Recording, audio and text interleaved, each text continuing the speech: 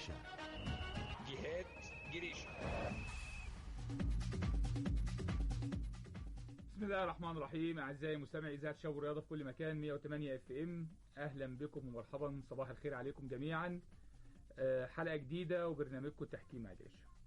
النهارده معانا على الميكسر محمد نور، الاخراج لنهى يحيى، والموجز معانا الزميله امل الدالي. النهارده السبت 28 ذي القعده 1444 17 يونيو 2023. اسبوع مر والتحكيم بنتكلم على تحكيم اسبوع الى حد ما هادي تحكيميا، ولكن كان عندنا مشاكل كبيره او كلام كتير على مباراه الوداد والاهلي نهائي دوري ابطال افريقيا.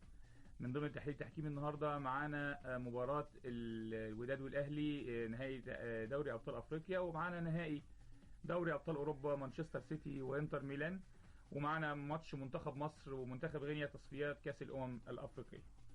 هنتكلم النهارده برضو في برنامجنا النهارده على معسكر حكام النخبه اللي اتعمل في بورسعيد الاسبوع اللي فات،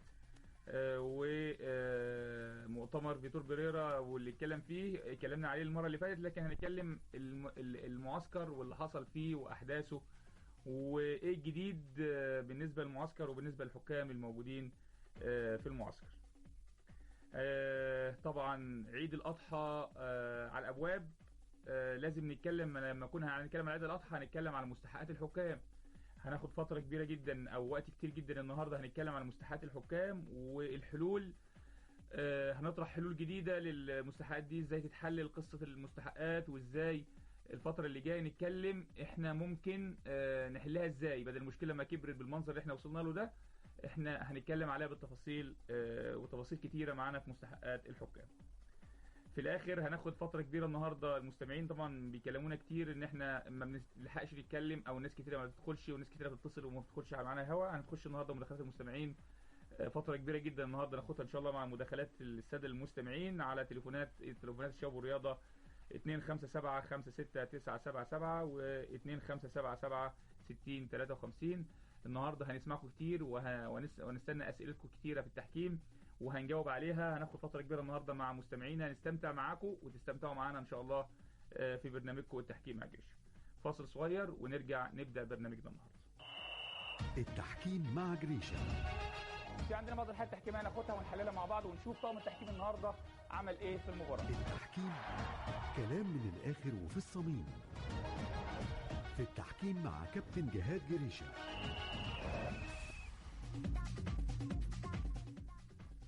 الاسبوع اللي فات والوداد والاهلي نهائي دوري ابطال افريقيا. مصر فرحت وجمهور الاهلي وجمهور مصر بالكامل فرح بفوز الاهلي على الوداد، وجابوا الكاس ال11 نادي الاهلي من المغرب. مركب محمد الخامس كان الحدث، وفي الاخر وصلنا ان الاهلي بطل دوري ابطال افريقيا بعد مباراة محدش انبسط في التحكيم فيها. يعني مفيش حد اتفرج على الماتش واتكلم على التحكيم بإيجابية. كل اللي اتكلموا على التحكيم سواء في مصر سواء في المغرب كله بيتكلم على التحكيم بصورة سلبية. ليه؟ قبلها بيوم كنا بنتكلم على دوري أبطال أوروبا. الحكم البولندي مارسينيانك بيعمل مباراة ولا أروع. مانشستر سيتي وإنتر ميلان، وما أدراك ما مانشستر سيتي وإنتر ميلان كماتش كورة، وماتش نهائي دوري ابطال اوروبا. ماتش واحد بيحدد البطل. موضوع صعب اللي بدرجه الصعوبه اكبر من ماتش الاهلي والوداد او الوداد والاهلي، ومع ذلك الراجل بيقدم دروس تحكيميه على اعلى مستوى. التحكم، السيطره على المباراه، التحركات في الملعب، القرارات الفنيه، كل ده مارسينيانك يعني الحكم الافضل حاليا في العالم البولندي بيقدم مباراه ولا اروع. فكلنا يعني عينينا راحت للحكم في ماتش نهائي دوري ابطال اوروبا، وتاني يوم بنتفرج على نهائي دوري ابطال افريقيا. بملك تسيما ضغوط كتيره عليه، ضغط اعلام مصري، ضغط مغربي، ضغوط جماهيريه، ماتش كبير، ماتش العالم كله بيتفرج عليه. كل ده المردود بتاعه في الملعب كان سلبي لاكبر درجه تتخيلها كتحكيم. مش هتلاقي فيه خطأ تحكيمي مؤثر موجود في المباراة نتكلم عليه كتير، لكن بنتكلم على المستوى العام. الحكم طول الوقت احنا حاسين بيه، طول الوقت احنا حاسين بالتحكيم، في مشكله في التحكيم والدنيا مش مظبوطه. وبالتالي لما بتحس بالحكم تعرف ان في مشكله، في حاجه مش مظبوطه. الحكم في المباراه عمل حاجات يا جماعه اول مره نشوفها في التحكيم، ان يمسك لعيب من التيشيرت ويشده، ان يخش بين اتنين لعيبه ويسلك بينهم، ان يزق يمين يزق شمال، يخش بصدره في صدر لعيب. حاجات في التحكيم مش مقبوله ومش موجوده، يعني حاجات مش بنتكلم على قرارات تحكيميه، بنتكلم على تصرفات حكم، بنتكلم على تدخلات الحكم في المباراه. الحكم طول الوقت حاسين احنا كمتفرجين عاديين بقى بعيد عن التحكيم وبعيد عن الكوره ان في حاجه مش مظبوطه، في حاجه مش حاسين ان في مشكله. المشكله مش في قرارات، المشكله في تصرفات حكم مع لعيبه، تصرفات حكم مع احداث مباراه. الماتش ككوره حلو، الحكم ممكن يبوظ الماتش بتصرفاته بتدخلاته بحاجات احنا ما شفناهاش قبل كده. يعني الايد لما يتشد لعيب من تيشيرت بالمنظر ده، لما لعيب يقع على الارض وتكون رايح هجمه واعده وتروح موقف اللعب عشان تشوف لعيب، انت بتضيع انت الوقت، تستفز لعيب وبالتالي تلاقي لعيب تصرف غير طبيعي، وانت التصرف ده يستحق كارت احمر، ما تديش الكارت حتى الاصفر وتتحرك خطوتين فواحد من المساعدين يفكرك ترجع تدي انذار في لقطه لا يمكن في اي مكان في العالم تمشي لو كارت احمر. بنتكلم على احداث كتيره جدا في الماتش خلت التحكيم شكله وحش. مش تحكيم بملك سيما بس، التحكيم الافريقي في الماتش ده بملك نجح وبجداره يسوقوا اسوأ تسويق على مستوى العالم. يعني سوق منظر التحكيم الافريقي على مستوى العالم اسوأ تسويق مملك عمله في المباراه دي، على الرغم ان مفيش خطأ تحكيمي مؤثر. يعني حتى الخطأ اللي حصل اللي هو الهدف اللي جابه الوداد كان من ركله حره غير صحيحه، وفي الاخر الوداد ما كسبش، الاهلي اللي كسب، وبالتالي الخطأ حتى اللي اخطاه في الماتش ما اثرش على المباراه. ولكن مفيش حد خرج بعد المباراه اتكلم على التحكيم بصوره كويسه. هنتكلم برضو على الاحداث التحكيميه في المباراه واللي حصل فيها، بس انا حبيت اتكلم على الحكم بصوره عامه، ان ما حدش خرج من المباراه اتكلم على الحكم بصوره ايجابيه. الاهلي لو ما كانش خرج بالبطوله وفاز بالمباراه كانت الدنيا قامت ما قعدتش. انا بكلمكم بمنتهى الامانه، الاهلي في المباراه دي الفاول اللي تم احتسابه ودخل منه هدف الوداد واللي عمله الحكم في المباراه في احداث المباراه، الاهلي لو ما كانش كسب كانت قامت الدنيا وما قعدتش، لان فعلا الحكم كان طول الوقت ما حدش خرج من المباراه. سواء على فكره في مصر وفي المغرب ما حدش راضي، لما يبقى الطرفين مش راضيين على التحكيم يبقى التحكيم ماشي بصوره مش كويسه.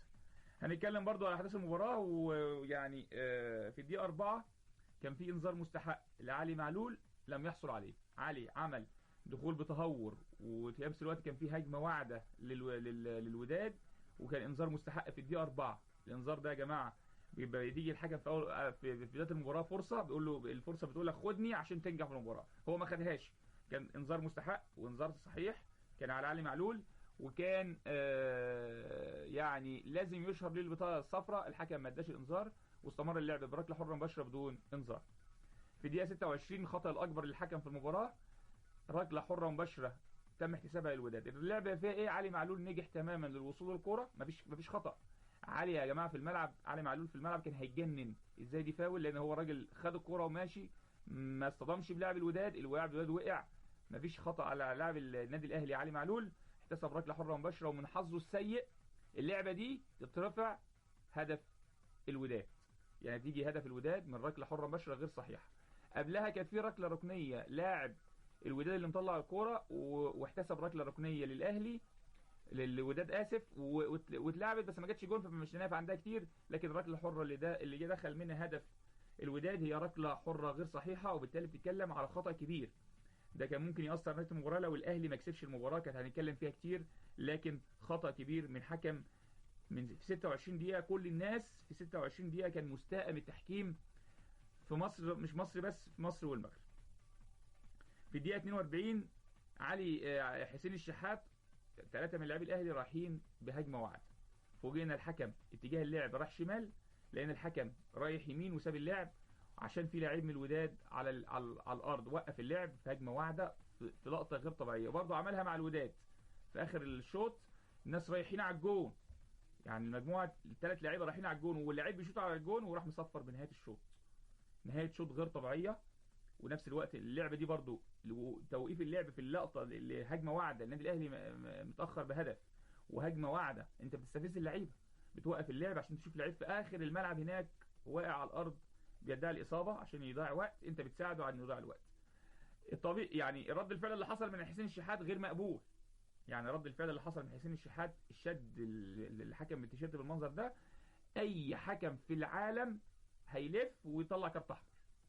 الطبيعي اي حكم في العالم في اللقطه دي هيلف ويروح مديله كارت احمر مباشر، مفيش فيها انذار. الراجل اتشد الشده الغير طبيعيه دي من حسين الشحات، وبعدين مشي جري او 10 خطوات ولحد من المساعدين فكروا، راح راجع بانذار في لقطه شفناها لقطه تحكيميه هزليه. يعني الحكم بالمنظر ده لا، مش تحكيم نهائي افريقيا بالمنظر ده، لا يمكن تحكيم نهائي افريقيا يبقى بالمنظر ده. بملك حكم كبير، وحكم من الحكام المميزين، وحكم من الحكام زي ما قلت نضاف، اللي هو فير مفيش فيه مشكلة، لكن كان المنظر مش طبيعي. طبعا هناخد فاصل ونروح لموجز الأنباء ونرجع نكمل مع بعض.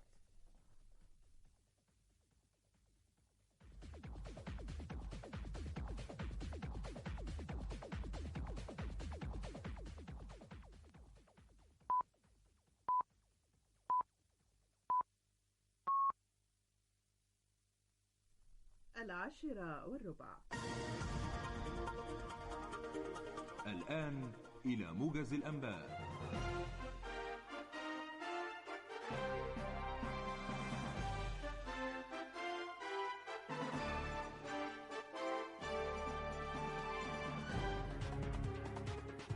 موجز الأنباء تقرأه على حضراتكم أمل الدالي. في هذا الموجز، رئيس الوزراء يؤكد في مؤتمر صحفي عقب اللقاء مع الرئيس الأوكراني بكييف أن الأزمة الروسية الأوكرانية طالت تداعياتها القارة الإفريقية وشعوبها، خاصة فيما يتعلق بالأمن الغذائي. رئيس الوزراء يشير إلى جهود مصر الرامية لتحقيق السلام عبر جهد إفريقي مشترك يهدف إلى وضع حد للنزاع الروسي الأوكراني. جلسات الأسبوع الرابع للحوار الوطني تنطلق غدا بمركز القاهرة الدولي للمؤتمرات بمدينة نصر. وزارة المالية تبدأ غدا صرف مرتبات شهر يونيو الحالي للعاملين بالدولة بمناسبة إغلاق السنة المالية وحلول عيد الأضحى المبارك. بعد غد وزير التموين يضع حجر الأساس لإنشاء منطقة لوجستية تجارية بمحافظة كفر الشيخ. مكتبة مصر العامة تنظم غدا يوما ثقافيا ترفيهيا لدمج أصحاب الهمم وأسرهم. المحكمة العليا السعودية تدعو عموم المسلمين في جميع أنحاء المملكة إلى تحري رؤية هلال شهر ذي الحجة مساء غد الموافق 29 من شهر ذي القعدة لعام 1444 هجرية. أنباؤنا الرياضية. المنتخب الوطني لكرة القدم يلتقي غدا مع منتخب جنوب السودان وديا ضمن استعداداته للتصفيات المؤهلة لبطولة كأس الأمم الإفريقية. فريق الزمالك يستأنف اليوم تدريباته استعدادا لمواجهة فاركو الجمعة المقبلة باستاد القاهرة الدولي ضمن منافسات دور 16 لبطولة كأس مصر لكرة القدم.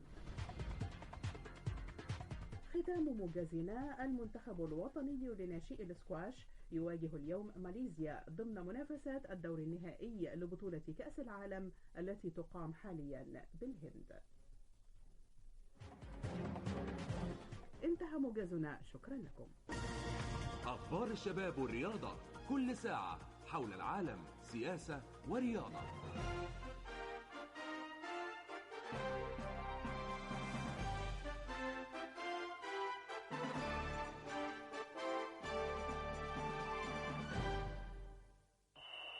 التحكيم مع جريشة اللقطه دي فيها كلام كتير. طبعا انا ماليش دعوه بالسلوك بتاع اللعيبه اللي حصلت، لكن انا لما باخد قرار كحكم في انذارات في لقطه زي دي لازم اعاقب كل اللي اخطا في اللقطه زي دي. باللقطه دي التحكيميه ديت طبعا سلوك لعيبه غير مقبول، لكن لازم الحكم كان يدي انذارين هنا وانذارين هنا. التحكيم كلام من الآخر وفي الصميم. في التحكيم مع كابتن جهاد جريشة.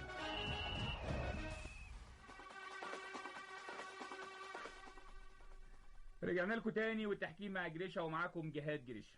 هنرجع للماتش المشكلة. مشكلة بالنسبة لنا تحكيميا لأن المظهر ما كانش كويس. التحكيم زي ما قلت لكم عمل رد فعل في العالم كله بصورة سلبية جدا على التحكيم الأفريقي. مملكة سيما قدم صورة غير جيدة للتحكيم الأفريقي. الناس كلها اتكلمت على التحكيم الأفريقي في نهائي دوري أبطال أفريقيا بصورة غير مشرفة للتحكيم الأفريقي. بتتكلم على مباراة نهائي أفريقيا، الناس كلها لازم تتكلم بصورة إيجابية. بتتكلم في نهائي العرس الأفريقي أو نهائي دوري أبطال أفريقيا، ده بيقولوا عليه في العالم كله كريم دولا كريم، يعني أفضل الأفضل. وبالتالي بيبقى عندك في الملعب افضل فريقين في القاره، ومفروض افضل حكم في القاره بيقدم احلى اداء في القاره كتحكيميا. لكن التحكيم كان عليه علامات استفهام كتيره هنتكلم عليها ونكمل مع بعض. زي ما قلنا في الدقيقه 42 حسين الشحات كان يستحق كارت احمر مباشر، شد التيشيرت بالمنظر ده كارت احمر مباشر، ده سلوك ماشين.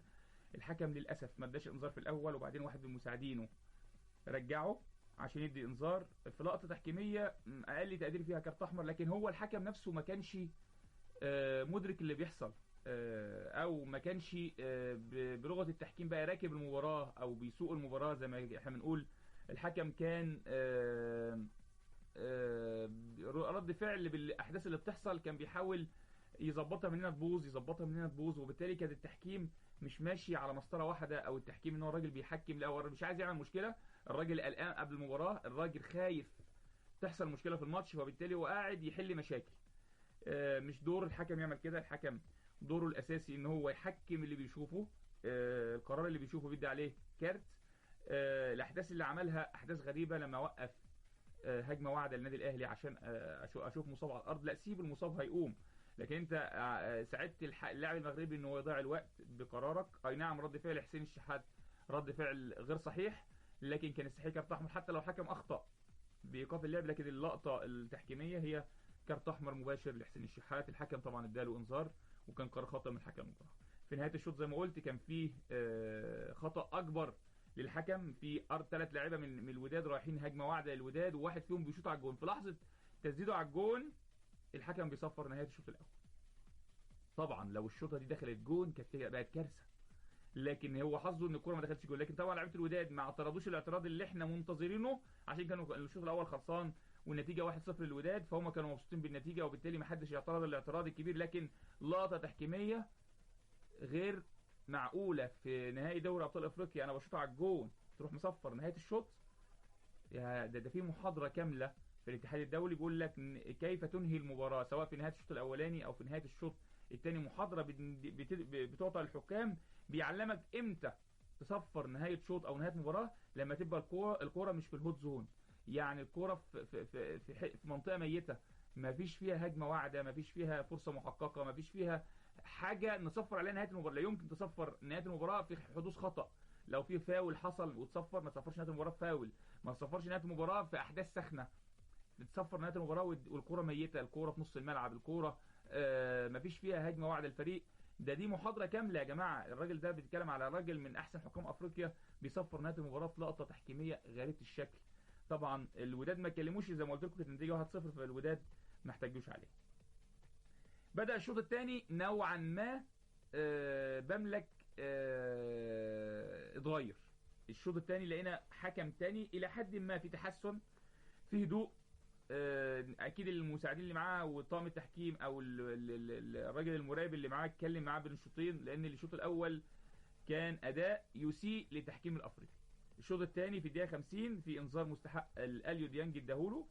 كان تهور واضح من اليو ديانج اللي طلع الانذار. هو ده المطلوب، لما تلاقي في انذار سواء هنا او هنا موجود الانذار يطلع. كان كلام سليم. في الدقيقه 67 انا بقى لو حكم واثق من قراراتي وواثق من وجودي في مكان صح وواثق من كل امكانياتي في المباراه.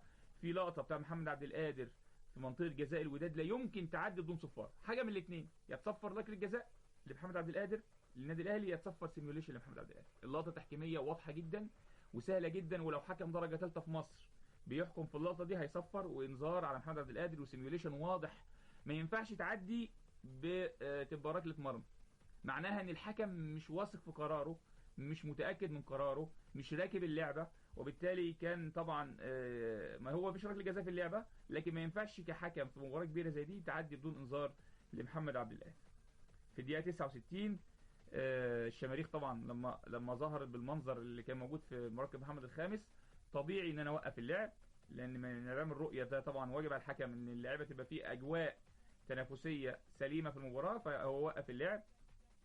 واعتقد ان ايقاف اللعب ده كان يعني بناء على نصيحه من احد المساعدين، لان احنا بلغتنا في التحكيم الحكم ما كانش شايف في المباراه، يعني مش راكب الماتش، فاكيد حد من المساعدين وبالذات الفيس الكاميروني اللي هو المساعد الاول ده خبرات كبيره، اكيد قال له نوقف المباراه. وقف المباراه وقعدنا 5 دقائق او 6 دقائق او ما يقارب 6 دقائق المباراه متوقفه للشماريخ والدخان اللي كان في الملعب. ولما الرؤيه بدات تظهر بدانا استئناف المباراه. هو اضاف حقيقه الوقت بدأ يضيع برضه في الاخر، كان الوقت بدأ يضيع اضافه بصوره صحيحه. في الدقيقه 87 كان في انذار مستحق لعلي معلول اداهوله، اللي هو لما عطل الحارس والنتيجه ساعتها 1-1، وكان من مصلحه علي معلول ان تعطيل اللعب. يبقى انت بتتعامل صح، اتعاملت مع علي معلول صح، زي ما كان برضو في الشوط الاول في لاعيبه من الوداد بيضيعوا الوقت، كنت لازم تتعامل معاهم صح. في الاخر يا جماعه مجمل المباراه بنتكلم على اخطاء تحكيميه اي نعم مش مؤثره على المباراه، لكن في عرس كبير زي نهائي دوري ابطال افريقيا اللي العالم كله بيتفرج فيه على التحكيم الافريقي، انا بقول ان لجنه حكام الاتحاد الافريقي خسرت كتير بالمباراه دي. يعني حكام افريقيا ولجنه حكام الاتحاد الافريقي خسرت كتير في التعيينه دي، خسرت كتير في المباراه دي. المنظر العام للتحكيم الافريقي على مستوى العالم بعد نهائي دوري ابطال افريقيا خسرنا كتير كتحكيم افريقي. في مدرجات محمد الخامس،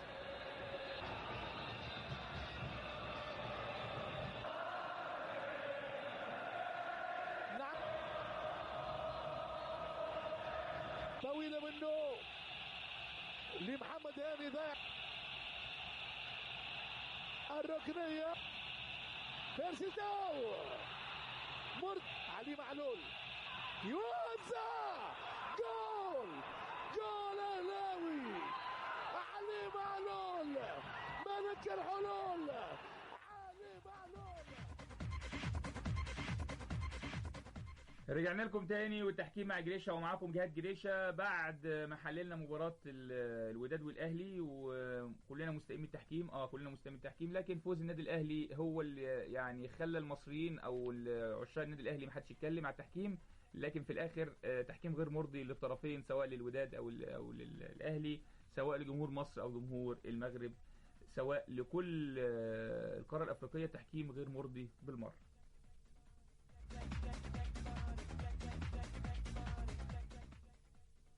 نرجع بقى للشان الداخلي والتحكيم المصري. يعني فيتور بيريرا بعد المؤتمر الصحفي اللي كان عمله، وكان طبعا هو رد فعل طبيعي للي كان حصل الفتره اللي فاتت والهجوم على لجنه الحكام وعلى شخصه بعدم التدخل وعدم الوجود والاستفاده من خبراته كراجل خبير تحكيمي والراجل بيقبض بالدولار وكده. كان رد الفعل الطبيعي المؤتمر، وبعد كده المعسكر الحكام النخبه في بورسعيد. جاب المعسكر 30 حكم اللي هو اختارهم هو بصفه شخصيه، اختار الحكام، وكان معياره في الاختيار الحكام الاكثر تحكيم في الدوري المصري الممتاز. وده كان معيار محترم جدا، لما يختار الاكثر تحكيم يبقى يختار الافضل. فجاب حكام الدوري الممتاز 30 حكم دخلوا في معسكر 4 ايام في بورسعيد. فوجئنا بحاجه احنا كنا نطلب بيها فيتور بيريرا بالشورت والفالينا او الشورت والتيشيرت ونزل الملعب. هو ده الشغل اللي عايزين نشوفه، صوره ايجابيه. اشتغل هو بنفسه في الملعب، هو مع حكام في الملعب. لقينا الخبير التحكيمي اللي مصر جايباه بالعمله الصعبه نزل لارض الملعب، ده اللي بنطالب بيه، ده الصوره الايجابيه اللي بنتكلم عليها. هو بقى يشتغل بايده. رئيس الحكام الاجنبي اللي جاي، الخبير اللي جاي، لازم تدي خبراتك لحكام في الملعب. نزل الملعب وهو اللي اشرف على كل كبيره وصغيره في المعسكر. من اول برنامج المعسكر، من قبل المعسكر بيوم كان موجود يشرف على كل شيء. هو ده المطلوب، هو ده الطبيعي اللي بنتكلم فيه. ده مش هنقول له شكرا عليه، لان هو ده الطبيعي اللي يحصل، ان الخبير الاجنبي اللي مصر بتدفع له بالعمله الصعبه هو ده الطبيعي، ان هو اللي بيقود المسيره التحكيميه، سواء في معسكر، سواء في محاضرات، سواء في تحليل، سواء في شغل عملي في الملعب. هو ده المطلوب، وهو ده المطلوب انه يستمر. يعني مش مجرد ان انت عملت ده وصورنا ده واشدنا بده الموضوع يقف، لا، الشغل اللي حصل في المعسكر ده مطلوب طول الموسم او طول السنه يشتغلوا في الملعب. طيب خلصنا المعسكر، طبعا احنا شفنا صور وشفنا لقطات فيديوهات، وده يعني الصوره ايجابيه. احنا الصوره الحاجه الكويسه او الحاجه الايجابيه بنتكلم عليها بصوره ايجابيه. طيب احنا منتظرين ايه كمتابعين للتحكيم او مهتمين بالتحكيم او جمهور عادي؟ منتظرين النتيجه. دايما يقول لك في الاتحاد الدولي اعمل كل حاجه، معسكرات واعدادات لكن في الاخر احنا مستنيين نتائج. النتائج الفتره اللي جايه هنشوفها، واتمنى ان شاء الله لها كل توفيق. لكن احنا بنتكلم ان في حاجه ايجابيه حصلت على الارض لازم نشيد بيها، ان فيتور بيريرا نفسه نزل الملعب لانه بيوجه الحكام وبيشتغل مع الحكام في الملعب. هو اللي اشتغل في المحاضرات، هو اللي اتكلم، هو اللي طلع سلبيات، هو اللي اشاد بايجابيات. هو ده الشغل، ان الراجل مسؤول عن التحكيم لازم نشوفك طول الوقت انت اللي شغال، لان جبناك يا خبير اجنبي عشان تفيد حكامنا المصريين. فده كان حاجه ايجابيه لازم نشيد بيها. لما بنلاقي حاجه سلبيه بنتكلم عليها، لما بنلاقي حاجه ايجابيه بنشيد بيها. التحكيم مع جريشة. اداء فارق جدا، الاداء، المستوى، الثبات، التحكم في المباراه، القرارات التحكيميه الصحيحه. اي نعم ما اثرش اخطائه اللي كانت موجوده على نهايه المباراه، الحكم عادل والنهارده ظهر جدا في عدالته. لو كان هو مغرض كان الكارت الاحمر ظهر وما كانش حد يقدر يكلمه. لكن بنتكلم نزاهه وعداله موجوده، لكن في اخطاء تحكيميه كانت كبيره النهارده. التحكيم كلام من الاخر وفي الصميم. في التحكيم مع كابتن جهاد جريشة.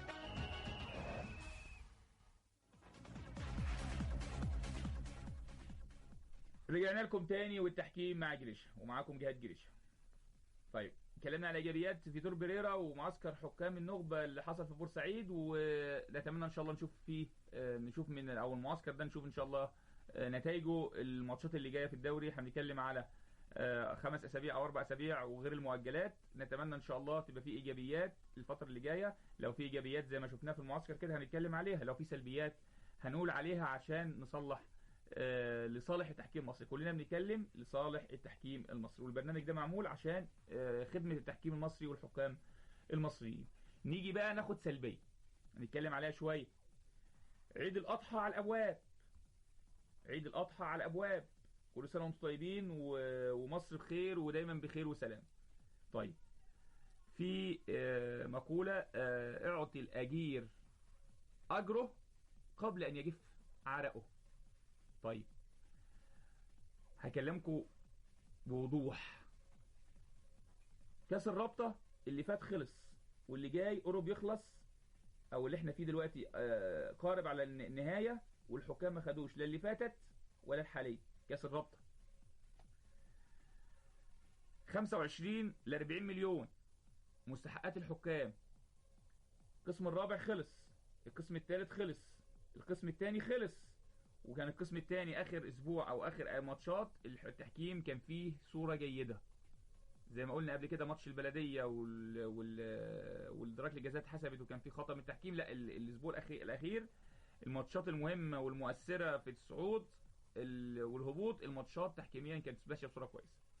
لكن خلاص القسم الثاني خلص، القسم الاول فاضل فيه اسابيع قليلة. خشين على عيد الأضحى. فين فلوس الحكام؟ فين مستحقات الحكام؟ يا جماعة الدوري الممتاز كل فريق قبل بداية الموسم بيدفع مستحقات الحكام. كل فريق له على ملعبه 17 مباراة، 17 مباراة بيسدد في الرسوم الحكام دي قبل بداية الموسم، سواء حكام او حكام الفار. الفلوس دي كلها المستحقات دي دخلت اتحاد الكورة، ما بتخرجش ليه؟ الحكام بنتكلم من الاسبوع الخامس او السادس لهم مستحقات، ومستحقات كتيره. بتكلم عن 25 من 25 ل 40 مليون على مستوى كل الاقسام. الفلوس دي كتيره جدا للحكام يا جماعه. الناس دي صرفت الفلوس دي من جيوبها ومن بيتها ومن شغلها على التحكيم. الناس دي صرفت على التحكيم. طب الفلوس دي هتخرج امتى؟ الناس اللي داخلين على عيد، الناس دي عايزه مستحقاتها وعايزه فلوسها. انا بيجي لي تليفونات كتيره جدا من حكام مصر، حكام ما بتعرفش تتكلم، ما بتعرفش تطلع في اعلام تتكلم تقول انا عايزه فلوسي. لكن احنا هنا صوتهم بنتكلم. الحكام يا جماعه يا اتحاد الكوره لو سمحتوا مستحقات الحكام. الناس داخله على عيد، يا لجنه الحكام زي ما بتاخدوا مرتباتكم كل شهر، يا خبير يا تحكيمي زي ما بتاخدوا مرتبك كل شهر، فلوس الحكام قلنا عليها قبل كده مره واثنين و10، لكن احنا بنتكلم بعد 10 ايام بنتكلم في عيد والناس داخله على عيد واللي مصاريف بيوت والناس دي فاتحه بيوت، في حقهم ياخدوا مستحقاتهم. يا جماعه الحلول سهله، بس المشكله انتوا مش عايزين تحلوا. نخلص الاول فلوس المستحقات الحكام الموجوده، لكن انا اقول لكم حل بمنتهى البساطه. منتهى البساطه، الانديه دي لما تيجي تدفع فلوس اول الموسم يا اتحاد كوره قول لهم لو سمحتوا خلوا فلوسكم معاكم، عشان نحل المشكله اللي كل سنه بنتكلم فيها. كل سنه بنتكلم في نفس المشكله. طب خلي فلوسكم يا انديه معاكم الموسم الجديد، خلي الفلوس عندكم، ويجي كل ماتش يطلع فلوس الحكام دي من النادي ويستلمها مراقب الحكام اللي لازم يرجع للمباريات ديت مراقب الحكام عشان التطوير يتم صح. مراقب الحكام ده هو اللي يستلم الفلوس ويسلمها الحكام قبل المباراه. دلوقتي كان زمان يقول لك البدلات الانتقال، مفيش البدلات الانتقال، الفلوس محدده، فلوس يعني القيمه ثابته، كذا الحكم الساحه وكذا المساعدين وكذا للرابع وكذا للفار ومساعد الفار. الفلوس واضحه، يعني واحد كل الماتشات زي بعضها في اي مكان. الماتش هو ثمن المباراه او فلوس مساعدات الحكام في المباراه في اي ماتش في دوري ممتاز واحد. وبالتالي الفلوس دي لو طلعت قبل المباراه لمراقب الحكام يستلمها والناس تمضي وتستلم فلوسها قبل المباراه، مفيش عندنا مستحقات متاخره. ليه ما بنحلش؟ ليه ما بندورش على الحلول؟ الحلول سهله، بس احنا مش عايزين نحل، عايزين طول الوقت نتكلم ان في مشكله واحنا مش هنسكت. يعني في مشكله موجوده والحكام كلها بتعاني ان في فلوس متاخره فلوس كتيره، بتتكلم في ملايين. في حكام لها 30,000، في حكام لها 20,000، في حكام لها 10,000، في حكام لها 5,000، في حكام لها فلوس كتيره جدا. الناس دي صرفت فلوس من جوبها يا جماعه عشان التحكيم. الفلوس دي لازم تطلع، اتحاد الكوره لازم يطلع فلوس للحكام. 10 ايام عندنا عيد يا جماعه، مشكله كبيره. انا بقول لكم الحل بقى، انا بقول لكم الحل بمنتهى البساطه. الانديه بتدفع كل هقول تاني، الانديه بتدفع كل سنه المستحقات دي لاتحاد الكوره. يعني الفلوس دي خشت اتحاد الكوره من الانديه، كل نادي بيدفع مستحقات 17 مباراه اللي بتلعب على الارض. يا اتحاد الكوره لو سمحت ما تاخدش الفلوس دي تاني، خلي الفلوس دي في الانديه، والحكم اللي بيروح يحكم في المباراه يطلع الفلوس دي قبل المباراه لمراقب الحكام اللي لازم يرجع ويستلمهم ويمضي عليهم والناس تمضي عليهم، ومستحقات معروفه مش محتاجه، مش كيمياء هي. وبالتالي الحكم قبل المباراه بياخد فلوسه، على الاقل يروح لبيته في كيس فاكهه. يعني بتتكلم يا جماعه حكام مصر لهم مستحقات، وفي حكام غلابه، مش كل الناس في بترول ولا شغاله في قطاع اعمال. في ناس شغلها تحكيم بس، اكل عيشها تحكيم. فاللي بيحصل من اتحاد الكوره ده غير مقبول. فلوس الحكام هعملها ترند على النهارده، هعمل الفقره دي ترند. فلوس الحكام يا اتحاد الكوره لو تكرمتوا طلعوا فلوس الحكام. مش هبطل اتكلم على مستحقات الحكام لان بتتكلم في ملايين يا جماعه، والحلول سهله، لكن احنا للاسف مش عايزين نحل. الفتره دي بنتكلم على حلول وحلول سهله، لكن انتوا للاسف بنتكلم في حلول وانتوا مش عايزين تحلوا المشكله اللي بيعاني منها حكام مصر. حكام مصر امانه في اتحاد الكوره، لان دول فريقكم. لو سمحتوا طلعوا فلوسهم الفتره اللي جايه. 10 ايام وعندنا عيد، الناس عايزه تعيد وعايزه فلوسها، ارجوكوا طلعوا فلوس الحكام.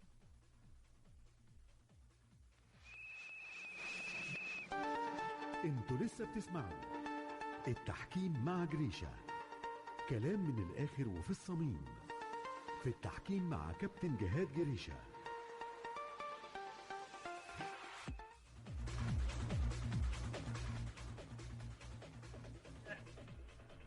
رجعنا لكم تاني والتحكيم مع جريشة. وبعد المشكله الكبيره بنتكلم فيها، السلبيه الكبيره، فلوس الحكام ومستحقات الحكام اللي ان شاء الله هتتصرف، ومش هنسكت الا ما تتصرف لحكام مصر. تهنئه طبعا، نروح لحاجه ايجابيه. في مباراه نهائي البطوله العربيه لكره الصالات الكويت والمغرب، اخيرا طاقم تحكيم مصر في نهائي البطوله العربيه لكرة الصالات الكويت المغرب، نهائي البطولة العربية، طقم تحكيم مصري. اخيرا التحكيم المصري في النهائي. مين بقى الحكام اللي بيحكموا في النهائي؟ محمد حسن وطارق سامي حكام نهائي دور البطوله العربيه، هم اللي حكموا المباراه وعملوا مباراه ولا اروع. انتهت بفوز المغرب بالبطوله العربيه لكره الصالات على الكويت. طبعا خروج مصر ادالهم الفرصه ان هم يوصلوا للنهائي. محمد حسن وطارق سامي كانت عندهم مشكله كبيره في القائمه الدوليه اللي فاتت، كانوا خارج القائمه الدوليه. خرجوا فعلا واتبعت القائمه الدوليه للخماسي، الكره الخماسيه بدون طارق سامي ومحمد حسن. محمد حسن ده لوحده لعب 2 نهائي كاس عالم كره خماسيه. يعني راجل عمل اللي ما اتعملش. لعب نهائي، هو من اسماعيليه محمد حسن، لعب نهائي 2 نهائي كاس عالم ورا بعض كره قدم خماسيه، ومن ايام بيلعب نهائي البطوله العربيه. ده كان عايزين يشيلوا المكافاه الدوليه بحجه السن. طبعا السن مش موجود في الاتحاد الدولي، الكفاءه الاساس. السن مش موجود في الاتحاد الدولي، الكفاءه الاساس. يعني لو عندي حكم كفء ومكمل وناجح واختبارات طبيه وبدنيه كويس، من حقه يكمل. محمد حسن وطارق سامي طلعوهم وبعتوا القائمه من غيرهم. الاتحاد الدولي قال لهم احنا اسفين يا اتحاد مصري يا لجنه حكام مصريه، احنا اسفين، الناس دي مهمه عندنا، واتحطوا في القائمه الدوليه رغما عن لجنه الحكام المصريه وعن الاتحاد المصري لكره القدم. محمد حسن وطارق سامي اللي ابقاهم في القائمه الدوليه مش مصر، اللي ابقاهم في القائمه الدوليه هو الاتحاد الدولي، لان الناس دي سمعت في الاتحاد الدولي. احنا اللي بنحارب ولادنا للاسف. الاتحاد الدولي رجعهم، والنهارده او من ايام لعبوا نهائي البطوله العربيه لما تم اختيارهم للبطوله العربيه، الحكام الافضل على مستوى القاره وفي بطوله عربيه هم اللي لعبوا النهائي لما مصر ما وصلش النهائي. فتحيه تقدير لمحمد حسن، تحيه تقدير لطارق سامي، مبروك ليكوا ومبروك لمصر. 2 حكام حكام الصالات بيشرفوا التحكيم المصري موجودين في القائمه الدوليه لحكام مصر، رغما عن لجنه الحكام اللي فاتت في مصر، ورغما عن اتحاد الكوره. دول رجعوا بقرار من الفيفا، وبحيي الفيفا ان اصر ان الحكام الاثنين دولت المميزين اللي بيمثلوا مصر تمثيل محترم وباسم مصر، مش اسم. ما حدش بيقول محمد حسن قبل ما يقول الحكم المصري محمد حسن، ما حدش بيقول طارق سامي الا ما بيقول الحكم المصري طارق سامي، يعني اسم مصر قبل اسمهم. فالاتحاد الدولي اصر انه يبقوا موجودين عشان يمثلوا مصر تمثيل محترم لما يروحوا بطوله عربيه يلعبوا نهائي. لما محمد حسن راح كاس عالم مرتين، لعب نهائي كاس عالم، والمكافاه بتاعتنا من مصر كنا شايلينه مكافاه دوليه عشان السن. سن ايه؟ الاتحاد الدولي فاتح السن، مفتوح السن. الراجل طول ما هو قادر يكمل، ده خبرات كبيره هنحققها امتى؟ ونعمل واحد زي محمد حسن ده تاني امتى يحكم نهائي كاس عالم كره خماسيه؟ يا جماعه لو سمحتوا اشتغلوا لاسم مصر بدون اي اغراض شخصيه. اخلاص الكره من جانب المنتخب المغربي سرعان ما تعود. محاوله العيان، انس مر، انس تقدم، صافره وخطا وبطاقه صفراء. انس العيان على تنفيذ الخطا. الصافره تاتي من محمد حسن وانس العيان. انس محاوله الكره للمنتخب المغربي استيجا، لكن الخواري سرعان ما تعود. سفيان رجعنا لكم تاني والتحكيم مع جريشة. طبعا قبل ما ناخد مداخلاتنا هناخد حاجه بسيطه كده، وبعدين ناخد مداخلاتنا على تليفونات شباب ورياضه 25756977 و25776053. هنتكلم على رمز من رموز التحكيم على مستوى العالم، ماسيمو بوساكا، مدير لجنه الحكام بالفيفا الحالي والحكم الدولي السويسري الكبير. ماسيمو حكم سويسري مواليد 6 فبراير 1969، 54 سنه. 2011 تم تكليفه او اختياره ليكون مدير التحكيم في الفيفا، واستمر من 2011 حتى يومنا هذا. عامل اداء في الاتحاد الدولي تحكيميا ولا اروع. جاء عليه بعد كده معاه رئيس لجنه الحكام الحالي برلويجي كولينا، لكن هو مدير لجنه الحكام المختص بالشؤون الفنيه في لجنه الحكام. اجيال واجيال مروا على ماسيمو بوساكا في الاتحاد الدولي، وماشي بصوره بنجاح غير طبيعي. هو حكم في نهائي كاس العالم 2006 اوروبا 2008، وحكم برضه في كاس العالم 2010. لعب نهائي دوري ابطال اوروبا 2009 في ملعب الاولمبيكو بروما، برشلونه الاسباني ومانشستر يونايتد، اللي انتهت بفوز برشلونه 2-0. 2008 لعب نهائي كاس الاتحاد السعودي النصر والاتحاد. لعب نهائي ولي العهد السعودي 2010 الهلال والاهلي. لعب عندنا في مصر نفتكر ماتش الزمالك والاهلي 2010 الدور الثاني، الماتش اللي كان خلص 3-3. في 2007 نصف نهائي دوري ابطال اوروبا بين برشلونه ومانشستر يونايتد برضو 2007 قبل ما يلعب النهائي لهم، وانتهى الماتش ده في الكامب نو 0-0. الميزه عند ماسيمو اللي مش موجوده عند الحكام كتير، عنده 5 لغات بيتكلم بيهم. ان لما كنت معاه في معسكرات الاتحاد الدولي او في بطولات الاتحاد الدولي بيتكلم الماني، بيتكلم انجليزي، بيتكلم ايطالي، بيتكلم اسباني، بيتكلم فرنسي. في اي حكم على مستوى العالم بيتكلم بلغته ماسيمو بيكلمه، وده كان افضل حكم موجود في العالم. 2009 كان هو احسن حكم في العالم. ده ماسيمو بوساكا الشخصيه اللي موجوده معانا النهارده على مستوى التحكيم العالمي والتحكيم الدولي. فاصل صغير ونستنى اول مكالماتكم معانا مع التحكيم مع جريشة. التحكيم مع جريشة. في فرصه واعده، طبعا الماسك او الفاول تم باهمال، وانذار في هجمه واعده، وقرار صحيح من حكم المباراه اللي كان موجود في مكان ممتاز كسب الخطا واعطى القرار الاداري انذار مستحق. التحكيم كلام من الاخر وفي الصميم. في التحكيم مع كابتن جهاد جريشة. رجعنا لكم تاني والتحكيم مع جريشة، ومعانا اخر اول مداخلاتنا النهارده. الو. ايوه صباح الفل يا كابتن مصر. صباح الفل، مين معايا؟ مليجي حنكو يا كابتن جهاد. استاذ مليجي ازيك؟ صباح الفل يا صباح الفل يا استاذ مليجي، اتفضل يا باشا. الفل يا دولي. اتفضل يا فندم. اسمح لي اختلف مع حضرتك النهارده. اختلف طبعا، مش النهارده بس، اي يوم عايز تختلف اختلف براحتك. الله يخليك يا ابو كباتن. اتفضل. حضرتك عديت اخطاء الحكم بملاك سيما طوال المباراه. تمام. وانه مش راكب المباراه حقيقه، وان حكام افريقيا خسرت كتير لتعيين هذا الحكم لهذه المباراه. ماشي. وانه اخطا في ايقاف المباراه اكتر من بره، وافسد هجمات واعده سواء كانت للوداد او للاهلي. ماشي. وعدم طرده لحسين الشحات. ده كل اللي نتفق مع، انا هات لي الاختلاف. هقول لحضرتك بقى. هات لي، اوصل لي الاختلاف. ده كل متفقين مع بعض في الحاجات دي كلها. تيجي حضرتك بقى الاختلاف الرئيسي بيني وبين حضرتك. اتفضل. انك تيجي في الاخر تقول بانه حكم كبير ونضيف وفير وامين ونزيه وعادل. كيف تكون هذه الاخطاء اللي كان ممكن تفسد المباراه والوداد يكسبها بهدف غير صحيح، لان الكره اصلا فاول على الوداد يا كابتن جهاد. تمام. ونيجي في الاخر حضرتك تصفوه بهذه المواصفات يا ابو كباتن. هقول لك الاختلاف، هرد عليك. ماشي يا مليجي. ماشي يا مليجي. ماشي يا فندم. بص يا استاذ مليجي، انا بكلمك ان الراجل قبل المباراه احنا بنتكلم عن احداث المباراه قلنا عليها، لكن هو قبل المباراه عادل، حكم كبير، حكم من خبرات افريقيا الكبيره، لكن في المباراه احنا قلنا اللي حصل في المباراه. فالمواصفات اللي قلت عليها ده قبل المباراه. يعني لما الحكم بيبقى حكم كبير ويتعين ماتش نهائي، لان هو كل المحددات اللي الاتحاد الافريقي شافها ان الحكم ده هو اللي يصلح للمباراه دي قبل المباراه، لكن في المباراه نفسها قلنا اللي حصل في المباراه. لكن اللي هو الحاجات دي اللي حصل في المباراه ما تقللش من الحكم، لان الحكم ده قبل المباراه دي صفاته وده كان موجود معاه، وبالتالي احنا بنتكلم ان هو حكم كبير، حكم عادل، لكن في المباراه ما كانش موفق لاقصى درجه في عدم التوفيق. التليفون معانا تاني، نقول الو. ايوه صباح الخير يا استاذ. صباح الخير. مين معاك؟ معاك الحاج محمد المغربي. ازيك يا حاج محمد؟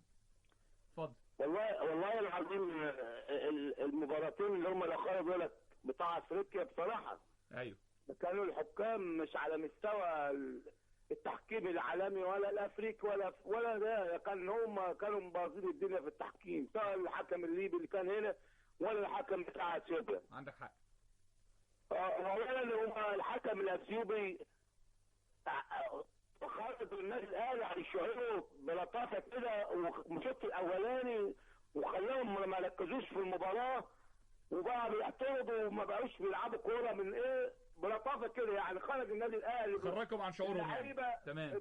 بيخليهم يعني بدل ما اقول لك الحكم دي بيعمل حاجات يعني ما شفناش احنا تحكيم بالمنظر ده، وحرام مباراه زي ديت يحكم فيها حكم افريقي في النهائي. المفروض يبقى فيه وقفه من اتحاد الكره الافريقي. النهائي لازم يكون، وانا اتكلمت مع الاستاذ محمد لسه قبل كده، لازم يكون حكام من اوروبا يحكموا المباراه النهائيه ما بين المباراه النهائيه بتاع افريقيا. مفيش حكام افارقه يحكموا مباراه زي دي عشان بتبقى تقيل عليهم وبيظلموا الفرقه اللي هي بتاخد البطوله. هرد عليك. ماشي يا اسماعيل. من اوروبا هم اللي يحكموا المباراه النهائيه، يبقى في تعديل بعد كده. هرد عليك. المباراه النهائيه حكام من اوروبا يحكموا من الفيفا. هرد عليك. بص يا استاذ محمد، هو نهائي دوري ابطال افريقيا او نهائي بطوله افريقيه لازم حكم افريقي. يعني ما ينفعش احنا كحكام افارقه نجيب حكم من اوروبا يحكم نهائي دوري ابطال افريقيا. كل قاره عندها حكامها، بس ان الاصح بقى نختار الافضل، نختار اللي ينجح لي ماتشي، نختار الحكم اللي بعد المباراه الناس كلها تتكلم عليه بايجابيه، لان في الاخر هو ده الماتش النهائي، هو اللي في الاخر البرواز اللي بيطلع فيه الاتحاد الافريقي او لجنه الحكام الافريقيه شغلها طول الموسم.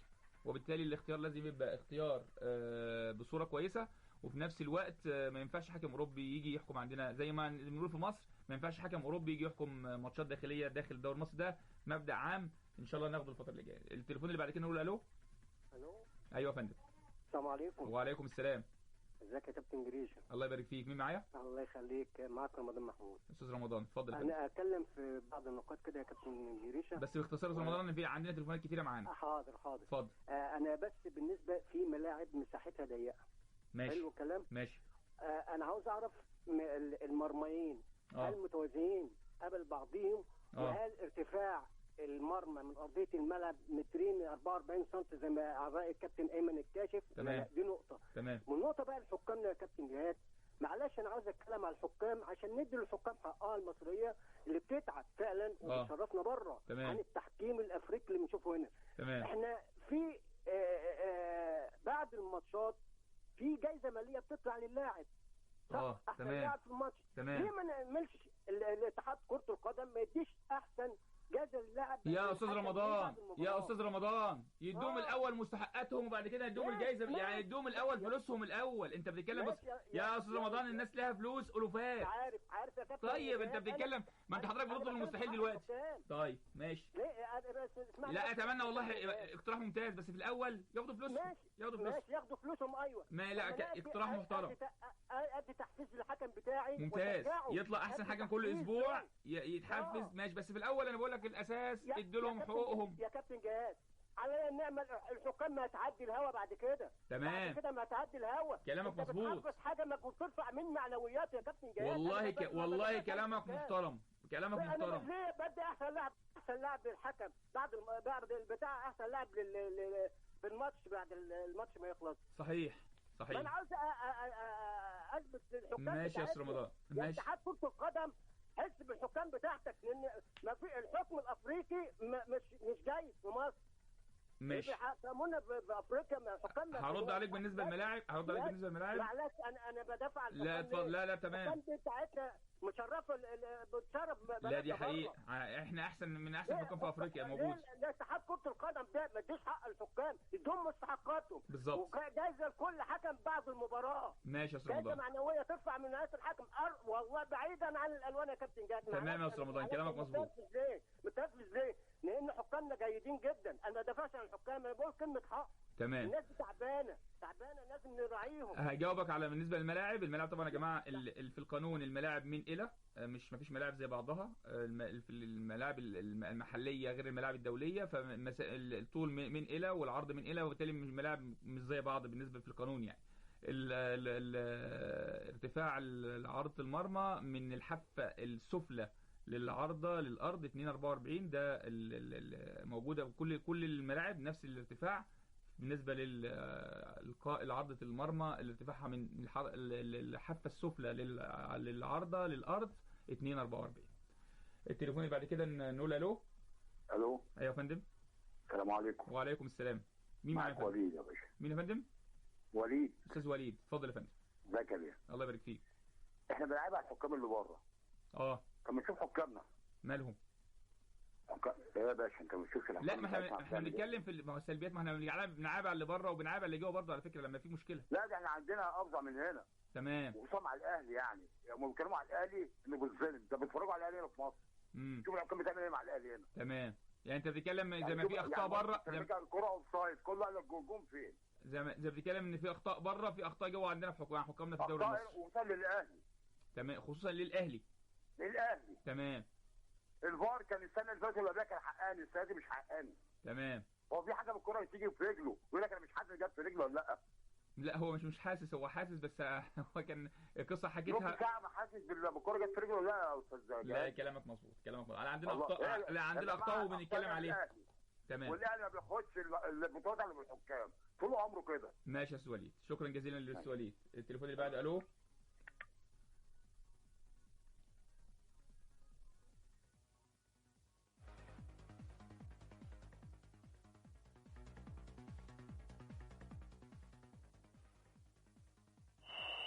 التحكيم مع جريشة. في لمسة يد موجودة، شوتنج على الجول، نتيجة للانذارات اللي ما اتخذتش صح قبل كده. لما يجي لعبة زي دي اللاعب المهاجم بيشوط على الجول وفي ايد من المدافع مفتوحة بره الجسم، مكبرة الجسم، والكرة رايحة شوطها على الجول، ده انذار مستحق. التحكيم كلام من الآخر وفي الصميم. في التحكيم مع كابتن جهاد جريشة.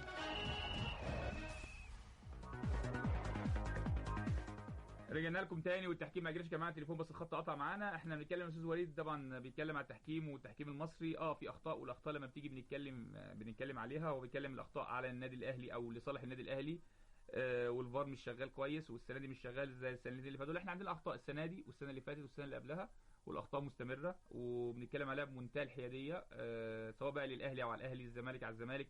بنتكلم الموضوع رايح جاي زي ما بيقولوا. فانا مفيش حاجه خبيناها يا استاذ وليد، بنتكلم على الاخطاء، ومفيش مره جينا اتكلمنا ان مفيش اخطاء. لا، في اخطاء، واخطاء كبيره، وبنتكلم عليها. لما في حاجه مميزه بنتكلم عليها زي محمد حسن وطارق سامي النهارده اللي اشدنا بيهم. في حاجه سلبيه بنتكلم عليها بمنتهى الحياديه. مش عارف، معانا تليفون تاني. الو. صباح الخير يا كابتن جهاد. صباح الخير يا فندم. معاك الحاج حسن امام الحنفي. الحاج حسن، اتفضل يا فندم. والله يا كابتن جهاد، بالنسبه للحكام اللي هم انت قلت عليهم الاثنين دول، الاتحاد الدولي جابهم يحكمهم النهائي، محمد حسن وطارق سامي لعبوا نهائي البطوله العربيه من ايام، ورجعوا للقائمه الدوليه. الاتحاد الدولي كان الاتحاد المصري كان شالهم، والاتحاد الدولي اصر عليهم يرجعهم للقائمه الدوليه. لا لو انا رئيس لجنه الحكام المصريه والله العظيم لازم انا اقدم استقالتي وامشي.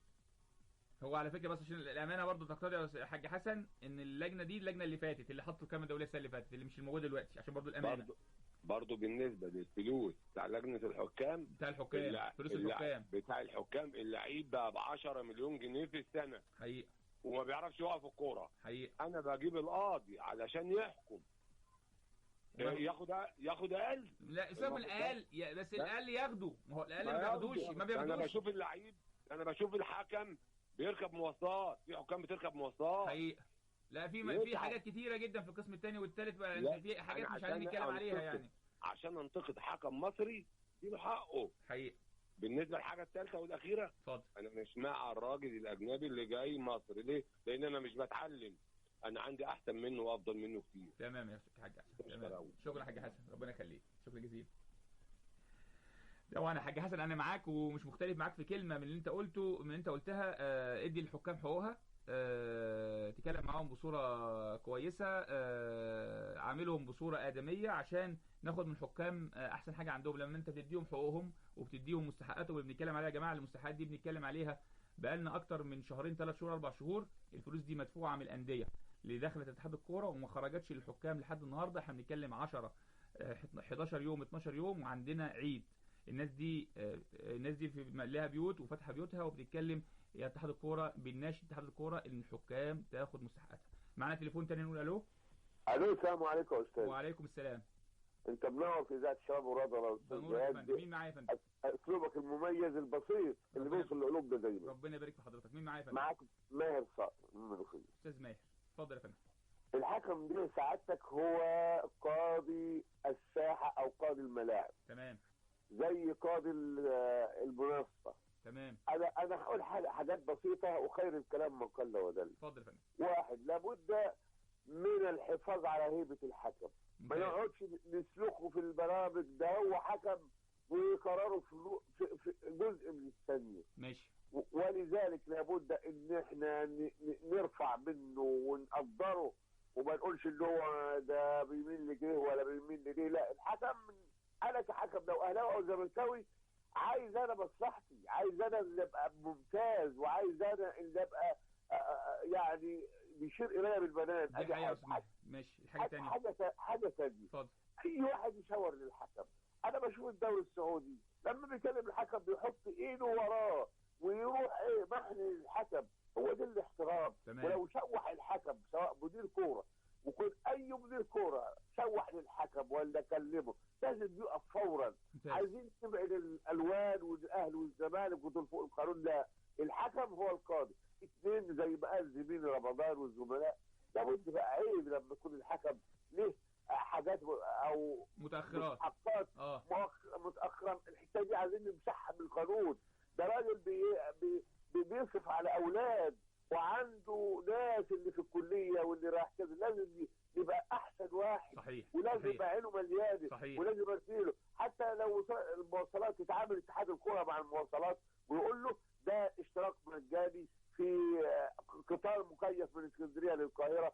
لازم يبقى هو احسن يا حاجه. استاذ ماهر احنا عايزين اقل حاجه ياخد مستحقاته. سيبك من يعني ياخد مستحقاته. ليه اقل يا استاذ جهاد؟ ده قاضي. خلينا بس ناخد الاقل وبعد كده نطالب بالزياده، مفيش مشكله. ده قاضي يا استاذ. اللعبه كلها عليه. يا استاذ ماهر احنا بنتكلم على فلوس وصلت عدد 25 مليون، يعني يصرف اول فلوسهم وبعد كده نتكلم على الرفاهيات. يا استاذ جهاد لما يكون فلوس متاخره يا استاذ جهاد هو يصرف منين؟ الى مؤاخذه يستلف مني ومنك عشان لا ده الانديه دفعت الفلوس دي، اندفعت من الانديه لاتحاد الكوره في بدايه الموسم عشان بس الناس تبقى فاهمه. امال اتحاد الكوره ايه سبب ان هو ما يدفعش الفلوس؟ ده اللي بنتكلم فيه. طلعوا فلوس الحكام. الفلوس دي اندفعت بدايه الموسم من النوادي من الانديه لاتحاد الكوره، وبالتالي الفلوس موجوده في اتحاد الكوره من بدايه الموسم. ماشي يا اسماء، شكرا جزيلا لحضرتك. طبعا الاستاذ بيتكلم في النقد والنقد البناء للحكام، مش عايز نقد كتير. بيتكلم على شخصيه الحكم في الملعب وازاي تدير المباريات ومبقاش اللعبه بتشوح ليك، والمتاخره طبعا كلنا اتكلمنا عليها. نصرف مساحات الحكام. النهارده في نهايه حلقتنا لازم اشكر الزملاء اللي معانا النهارده اللي تعبوا معايا، وحلقه النهارده محمد نور على المكسر، ومعانا في الاخراج الزميله نهى يحيى، وكانت معانا الزميل امل الدالي في موجز الانباء. بشكرهم على شغلهم معايا النهارده، وكل حلقه بصراحه يعني لازم كل مره بنسى اشكرهم، بيقوموا معايا بدور غير طبيعي في نجاح الحلقات التحكيم مع الجيش. استمتعت بيكم النهارده واستمتعت معاكم، وان شاء الله الاسبوع الجاي قبل ساعه من دلوقتي هلتقيكم في التحكيم مع الجيش. شكرا ليكم، سلام عليكم. دي كل حاجه النهارده عندنا في التحكيم. شكرا ليكم، سلام عليكم. التحكيم مع جريشة.